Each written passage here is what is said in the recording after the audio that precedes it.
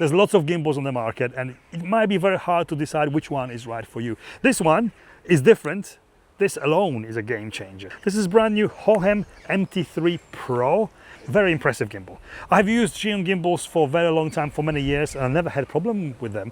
But this is definitely, it feels different. It's a different gimbal altogether. Much more sophisticated, smart gimbal, I would say. So in this video, I'm gonna show you what it does, how it does it. I'm gonna show you some stabilization samples and talk about its features. And hopefully it will help you deciding if this is a gimbal for you or not.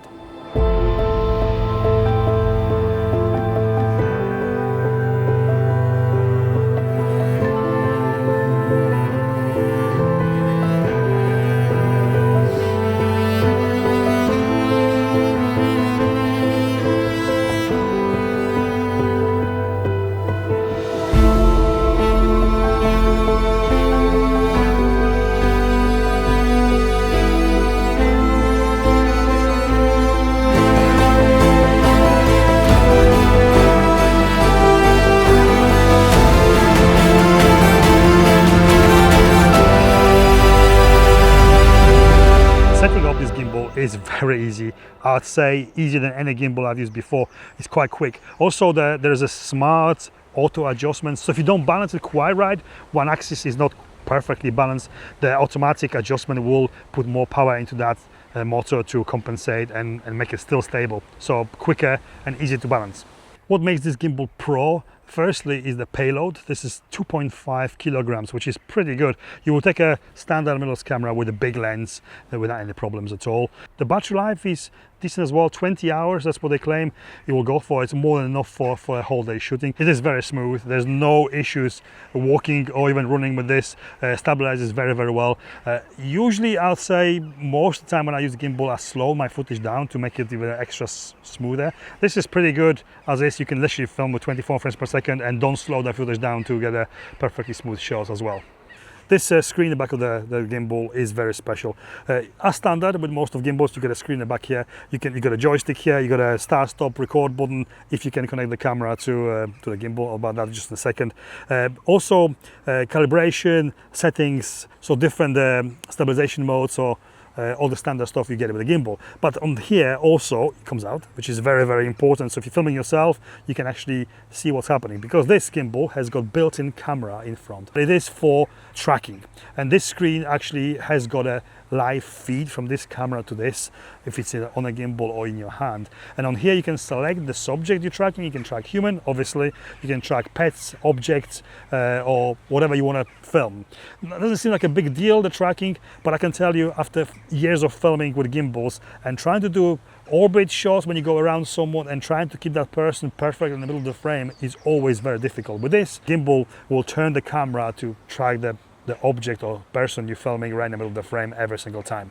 With this little controller with this built-in screen, there's a joystick on there. You can obviously use the joystick to reposition the camera to wherever you need it to be. Great while you're filming as well, for panning up and down while you're walking with the gimbal, obviously. But this is all about AI tracking. To start tracking, I can simply double tap on me or subject you're filming and it will start tracking. You can use the side button here as well to activate the tracking. You can draw around the object or a person to track here as well, but you can also use gestures. This is great if you are filming yourself like I am doing now. The simple gesture of OK symbol, it starts tracking me now and you will move with me wherever I'm gonna move.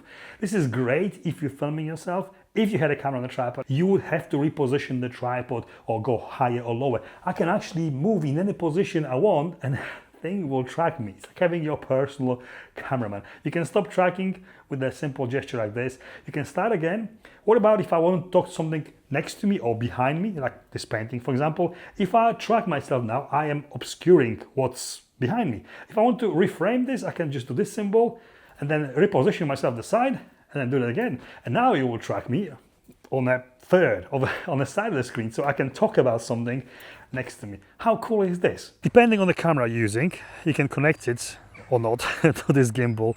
It's great if you can't connect it to a gimbal, because you can control start and stop recording from the button on the removable screen. So Sony cameras, pretty much most of the current cameras are supported with the Bluetooth. you connect the camera to a gimbal with Bluetooth and it works.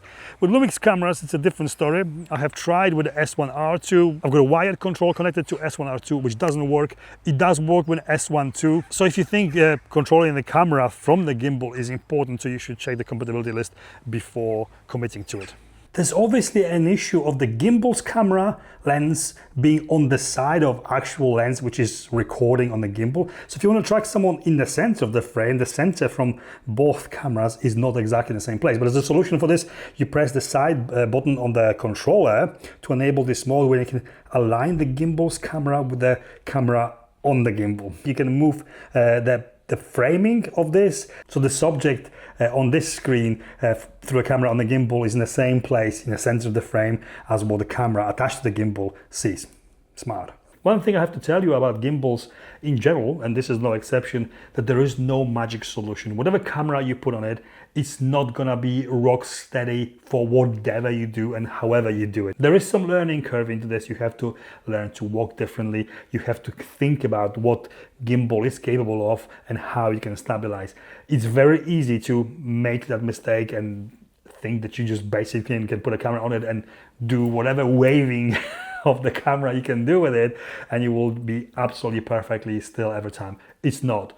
It does work very well if you use it right, basically. Rather standard now with all gimbals these days. You do have an app which you can control the gimbal with, all the parameters and settings, but also there's a built-in camera options in there for video and photography, if you're using the phone with this gimbal to film with. So what you get with the Pro kit as well as the gimbal, you get this very clever side or back handle. This is using NATO, standard NATO rail to connect from the back of the gimbal or the side of the gimbal, whatever you prefer. You also get this really nice case with it. All the gimbals I have used before, they didn't have a case, so it usually goes in the back of the car together with the tripods and light stands, which is not great for the gimbal. It's got a nice case to transport or store it in. One thing I haven't mentioned about this is also you get a support for smartphones. You don't have to use a mirrorless camera. You can use a smartphone with this as well. It will balance well with the phone. Also action cameras. All the attachments are in the Pro kit here as well. You get this little attachment that attaches to a back of this handle. You do get USB-C cables to connecting cameras to the gimbal. You also get a very cool attachment and a rod and a follow focus or a zoom control motor. This is nothing new with the gimbals, but very nice to have in this set if you want to use manual lens and control it with a wheel on the gimbal. Conclusion, what I really think about this gimbal is that it is very easy to use, generally speaking. I have used gimbals before where I had to spend more time. I had to find them to get balancing well. This is the easiest gimbal I have ever used to set up. This is no secret. Tracking is absolutely superb. You can do things you couldn't do before with the gimbals, but there are limitations you have to be aware of. It's great when the light and the background is all good, when the background is not too busy. Like here, the room is quite bright and there's no distractions. It's tracking pretty well. But if you are trying to track the flower with a very busy background, you will struggle. If you try to track in the too low lighting conditions, you will also struggle. Common sense really prevails here. If you use your common sense, this is a very reliable tool for filming with. Who is it for? This is a gimbal for obviously a filmmaker who wants good stabilization. It's not foolproof, but it's pretty good if you use it right. It is also great for solo content creators. It's great for filmmakers who want a little bit more out of the gimbal and make the process a little bit easier. I have mentioned that before. I have tried many times before to do clever gimbal shots, and doable with the gimbals I've used before, but certainly much harder, and I had to do multiple takes to nail it. Here, tracking combined with the stabilization makes that process much easier to get great looking stabilized shots. Obviously great for solo content creators, for someone who will use the tracking not just to do stabilized shots and track people and objects they're filming, but also for filming themselves. This is a game changer when you got a camera which can actually follow you and be used as a camera person behind the camera. It's basically using AI to replace a human being. Great. This is actually changing my perception of how gimbals work and how easy they are to use or how practical they are. That tracking and this detachable controller screen are really making this very special. I do recommend it very highly. And this is it from me. Thank you very much for watching. I'm going to tell you something. YouTube has got this very clever algorithm, the AI-driven algorithm, that it knows what you would like to watch next. And this is the video it recommends to you. Check it out. Thank you for watching. See you next time.